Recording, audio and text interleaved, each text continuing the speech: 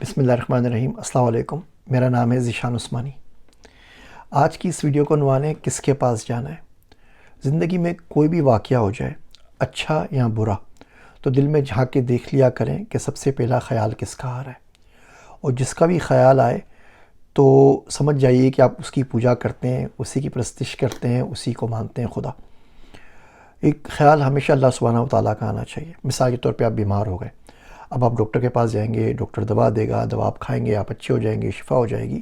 لیکن کتنا ہی اچھا ہو کہ جب بیمار ہو جائیں تو اللہ سبحانہ و تعالیٰ سے رجوع کریں، اللہ سے دعا مانگیں کہ اللہ بیمار ہو گیا ہوں، مجھے شفا نصیب فرما، وہ اسباب دے دے، وہ ذرائع دے دے جس کی مدد سے مجھے شفا مل جائے۔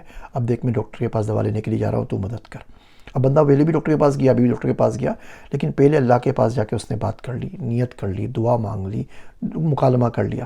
اب وہ جاتا ہے وہاں پر، وہ دوا لیتا ہے، دوا سے شفا ہو جائے گی، اچھی باتیں نہیں ہوگی، پھر کبھی ہو جائے گی، لیکن ان کا پہلا رخ اللہ سبحانہ و تعالیٰ کی طرف تھا۔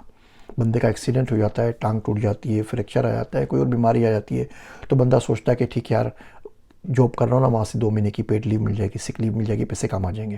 اس کے بعد کوئی مسئلہ ہوا نا تو اتنے سیونگ میں پیسے پڑے ہیں وہ ہو جائیں گے۔ اس کے بعد میں اپنی گاڑی بیچ دوں گا، اس کے بعد بھی ہوا تو بیوی کا زیور بیچ دوں گا، اس کے بعد بھی ہوا تو گھر بیچ دوں گا، اس کے بعد ہوا تو رشتہ داروں سے مانگ لوں گا، اس کے بعد ہوا تو فلاں دوست سے لے لوں گا، اس کے بعد ہوا تو گاؤں چلے جاؤں گا، اس کے بعد ہوا تو دوسری جاب کر لوں گا، اس کے بعد ہوا تو آن لائن کر لوں گا۔ تو اللہ تو کوئی 12ویں 13ویں نمبر پہ آ رہا ہے نا۔ اللہ سبحانہ و تعالیٰ پہلے پہ آنا چاہیے کہ جو مالک آج تک کھلا رہا ہے وہ آگے بھی کھلائے گا، کوئی مشکل آ گئی وہ آگے ٹھیک کر دے گا۔ تو پہلا رجوع جو آپ کا ہو وہ اللہ سبحانہ و تعالیٰ کی طرف ہونا چاہیے، اور پہلا رجوع اگر اللہ سبحانہ و تعالیٰ کی طرف نہیں ہے تو بڑا مسئلہ ہے۔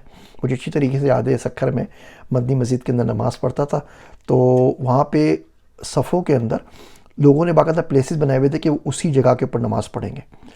تو ہمیں پتہ تھا یہ ستار بھائی ہیں، رفیق بھائی ہیں، امتیاز بھائی ہیں، سلمان بھائی ہیں، یہ چاروں بندے بیٹھیں گے لازمی، اور پورے کی پوری مسجد مشہور تھا کہ یار ان لوگوں کی کوئی جماعت مس نہیں ہوتی، فجر پہ آؤ، عشاء پہ آؤ، کبھی بھی آ جاؤ، یہ بالکل فرنیچر کی طرح مسجد میں وہاں پر ہوتے ہیں۔ اچھا، پھر دوسرا ظلم یہ تھا کہ اگر وہ ایک صاحب امتیاز بھائی، رزاق بھائی، ستار بھائی آ گئے تو برابر میں سلمان بھائی کی جگہ ہوگی، تو اپنا وہ کوئی نہ کوئی رومال، کوئی نہ کوئی ٹوپی رکھ دیتی ہے، یعنی کہ اگر آپ پہلے پہنچ بھی گئے پھر بھی آپ کو جگہ نہیں مل سکتی۔ تو مجھ سے یہی کہا کرتا تھا، بھیا نماز کس کے لیے پڑھنے کے لیے آئے ہو؟